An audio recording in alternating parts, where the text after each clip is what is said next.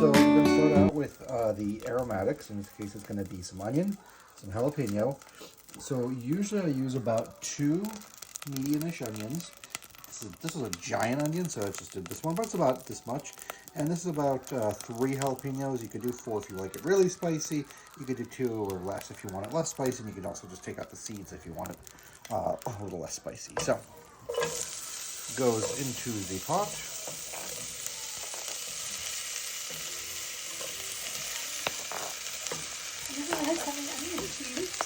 This is a lot of onions, yeah. Now, I'm putting this on a relatively medium to low heat.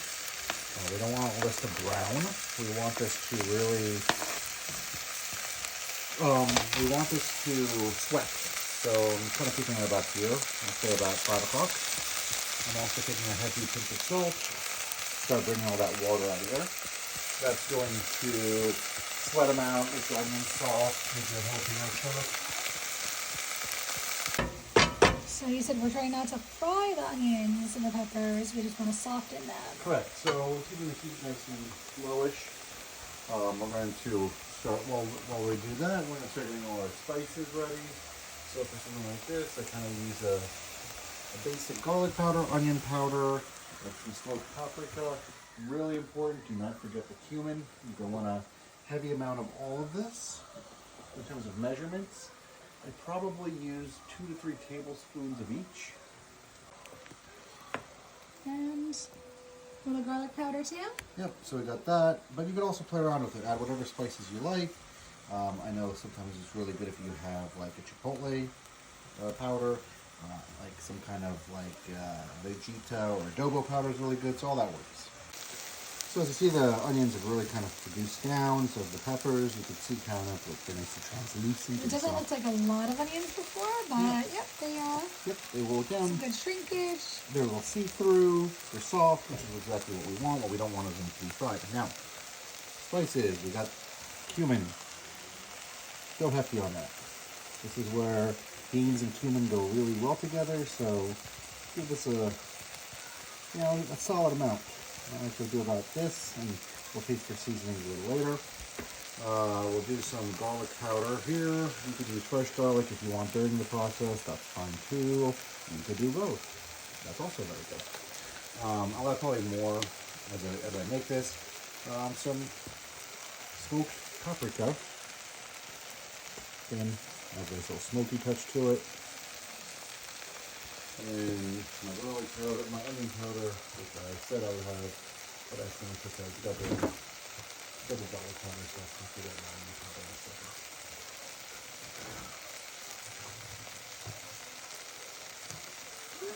As it sweats. And use that onion powder as well. So we got our spices in. We'll taste with the spices later. So like to give it a quick mixeroni here. Get the spices just nice and warm through. Keep drawing moisture out of this. If you notice, it's not browning. Now it's time for the beans. I'm going to add 2 cans. These are your standard 15-ounce cans of drained black beans. 2 cans. Yep, yep, there we go. Sorry. You're moving, Zaz moving. Kind of putting a little black bean chicken. Drained can. In it goes. So you drained all the juices out. Black beans in there.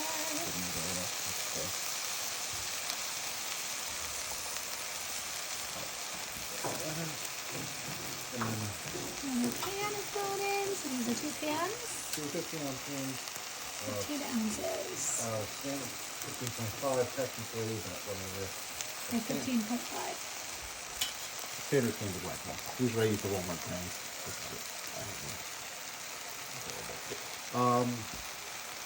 Yeah, I think those black beans. The extra off the bottom nose sticks and dust. Take this, start getting them warm. Mix them all around. Yep. Again, don't throw away the cans just yet. Okay, a good mix, just to incorporate everything, just to also get the beans to the bottom, get the onions to the top. Now, as that's kind of cooking through, You'll notice probably could use more salt at the moment, but I'm not adding it yet. Right. Great. 2 cups or half of a container of bone broth. I like bone broth for the added protein. You can use chicken broth or whatever broth you prefer.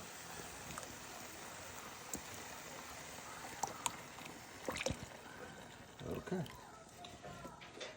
All right. Give it a So right now it's not looking as attractive, but just wait and see. You want to tell them about your purchase from Amazon? Yes, so we're going to let this, just a quick little step, we're going to let this cook through, get this nice and warm, and then we're going to blend. Before I would blend in a regular blender, however, what I've got recently. So much better than a regular blender, especially with soups and... Yes, for any kind of soup sauces, I love a stick blender. Now, look at this beauty. These are like 15 bucks, 20 bucks, and they are awesome for making blended soups. A lot less mess. Yep. But what you could just do is put this into the jar of your regular blender. Just make sure it kind of cools down a skosh, so it's not going in steaming hot. So this has been kind of simmering for a couple of minutes. Not really to cook all the way through, but just to get the beans kind of warmed through and everything softened up. That'll make it easier to blend. Turn off our heat. If I was putting this into a jar blender, I'd let this cool down maybe for 5 minutes, so it's not like still steaming to the max. I'm using my little stick blender. Pop it in here.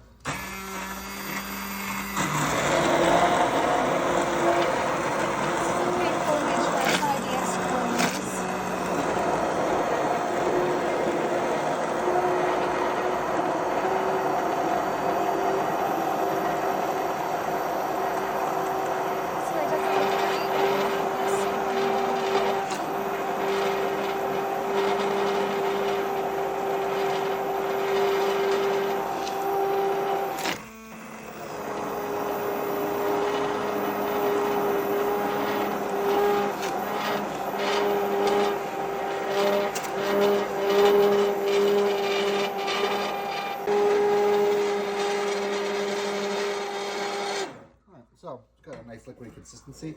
You obviously can tailor it to your preferences. Crystal likes it a little bit on the smoother side. So what we are going to now do is put this back on the heat and let this simmer for a good 20 minutes. But we're going to be making it a little bit thicker. Right. Like the actual. We're going to let this thicken up. We're going to stir it occasionally to make sure nothing sticks. We're going to keep tasting it for salt. So we're going to need a lot more salt. The other thing we're going to need is acid. And what do you use for acid? So I will use a vinegar. I have in my closet right now, in my pantry right now, some apple cider vinegar. I use this. You can use red wine vinegar. You can use white vinegar. You can use whatever you have. Add maybe 2 to 4 tablespoons at a time. Again, we're going to really let this cook, taste for flavor. Do you want it spicier? Do you want it smokier? Kind of work off your preferences. Yes. The other thing is, if, for example, say you don't have jalapenos, you just had garlic and onions as your base, you could add hot sauce, which is going to give you the vinegar and the heat. I'm not adding hot sauce because I have a fair amount of jalapeno in here, which is going to give it a good amount of heat.